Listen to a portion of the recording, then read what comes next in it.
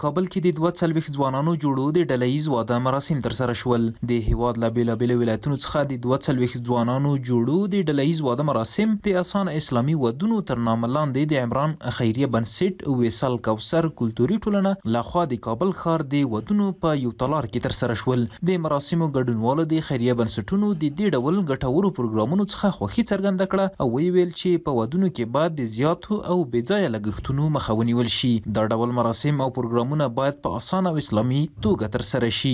یک عروسی آسان اسلامی و عروسی بسیار یک خوشایند تراغاز زندگی از همه چیزش شروع شده، هم تو به خوشی و به خوبی و به مصارف کم و به بسیار آسان اسلامی.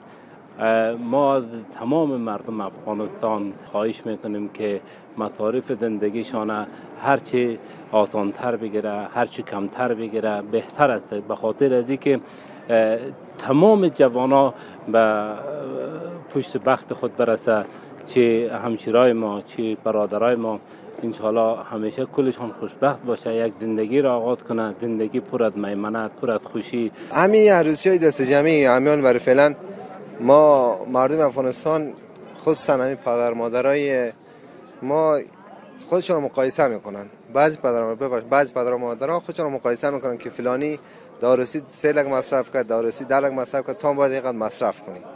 اما ما خواهشم از پدر مادرها همیه که همین خودشون هیچ وقت با کسی مقایسه نکنن. ازدواج را خلاف رسم و رواجی که امروز بسیار با پرهزینه و با فرهنگ های مختلف برگزار میشه، تصمیم گرفتیم که ساده و آسان برگزار کنیم.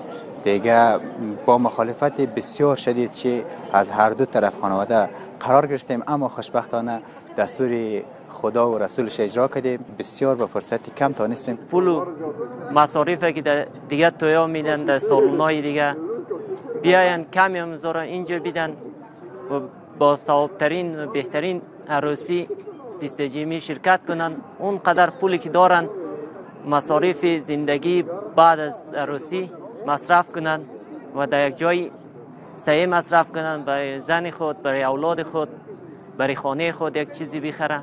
د یادونې وړ ده چې په وروستیو کلونو کې یو شمېر کلتوري او خیریه بنسټونو د ځوانانو د ودونو مراسم په ډلهییزه توګه تنظیموي چې د ډېرو لګښتونو مخه ورسره نیول کیږي او د یو شمېر بېوزله کورنیو ستونزې حل کړي دي.